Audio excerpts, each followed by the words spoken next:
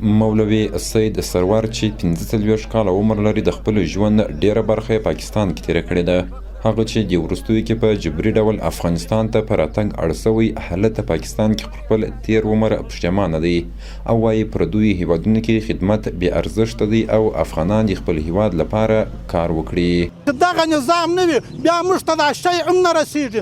د بل ملک ته چې هر څه خدمت وکړو هر څه ځان ستړی کړو بیا هم په عمل کې سړی نه وسا کېږي. خپل په ملک به خدمت کوو خپل ملک به جوړوو خپل د وطن شکریه به ادا کوو. سید سرور او لسګونه نور هغه افغان کډوال چې زیات کلونه په پاکستان کې تیر کړي دي اوس ورته په روزګان ولایت کې د کار زمینه برابره شوې ده. د ترینکوټ د ښاروالۍ ریاست مسؤلین وایي چې دوی همکارو مؤسساتو سره په همغږۍ لسګونه هغه بیروزګار او اړمون مهاجرو ته غرفې جوړې کړي دي چې تازه د پاکستان هیواد څخه دلته راستانه شوي دي. موږ د دې مؤسساتو سره د دې غوښتنه وکړه چې موږ ته داسې پروژه پر لار واچوي چې هغه د دې خلکو ته یو د کار زمینه پکې برابره شي.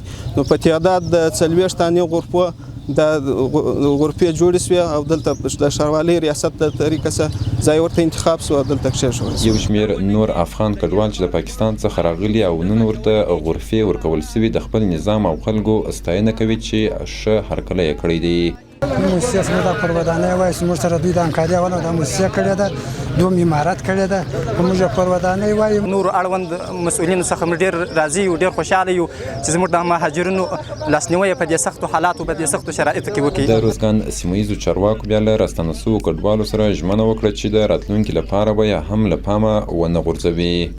په آینده کې موږ دا ژمنه در سره کوو که دلته داسې یو پروژې رالې چې د مهاجرینو د کمزورو کاروبارو ته وده ورکول موږ به حتما تاسې ورته معرفي کوو. له پاکستان او ایران څخه د افغان کډوالو جبري ویستلو لړۍ لا هم دوام لري خو د نړیوالو بندیزونو سره بیا هم اسلامي امارت وتوانېدی چې په سختو حالاتو کې سلګونه زره افغان کډوال تنظیم او ځای پر ځای کړي.